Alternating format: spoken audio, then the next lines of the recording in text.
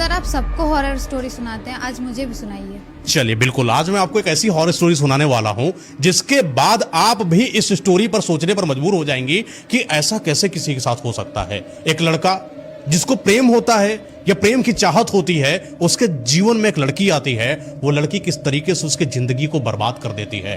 ये वो स्टोरी है जो मैंने आज तक किसी को नहीं सुनाई, ना ही कहीं पर आपने सुनी होगी, और जिसने भी इस स्टोरी के बारे में सुना है वो बहुत ही लिमिटेड लोग हैं। तो आपको इस स्टोरी में जरूर मजा आने वाला है। तो चलिए स्टार्ट करते हैं। ये स्टोरी है गांव की। देखिए, गांव का जब कल्चर की बात आती है तो हर एक इंसान के अंदर बड़ी शालीनता आपने महसूस करी होगी, बड़ी ही मधुरता उनके अंदर, और दुनिया में कुछ कर गुजरने की क्षमता उनके अंदर होती है। ऐसा एक परिवार है जो बहुत ही सुसज्जित है। माँ है, बाप है, बहन है और एक भाई है। और जो भाई यानी कि विष्णु उसका नाम है, और जो उनके पिताजी हैं उनका मुंदर नाम है। मुंदर अपने लड़के से बड़ा प्रेम करते हैं। समय बीतता है, सारे के सारे जो गांव वाले लोग होते हैं उनके भी जो बच्चे होते हैं, बच्चियां होती हैं, काम करने के लिए कहीं बाहर जाते हैं, कोई अपना ही जो बिजनेस है उस पर हाथ बटा रहे होते हैं। लेकिन मुंदर ने अपने बेटे को कुछ ऐसी शख्सियत से नवाजा था कि जो वो चाहता था वो मुंदर उसको करने देता था। मुंदर ने कभी नहीं बोला कि विष्णु बेटा तुम मेरे हिसाब से काम करोगे, तुम मेरे बिजनेस में हाथ बटाओगे।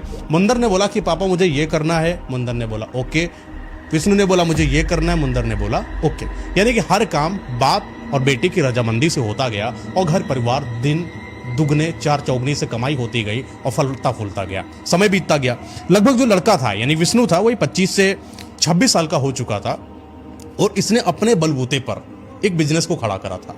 यह बिजनेस कुछ ऐसा था कि आसपास के गांव वाले भी चाहकर भी उस बिजनेस को नहीं कर पाते थे। यानी कि इकलौता उस बिजनेस को रन करने वाला विष्णु था। अपने दम पर काम करता था, जम के पैसा कमाता था, और आसपास के गांव में धीरे धीरे अमीर होता चला जा रहा था। लगभग 28 साल, 32 साल, 33 साल, 34 साल, और आज उसकी उम्र 35 साल हो चुकी है।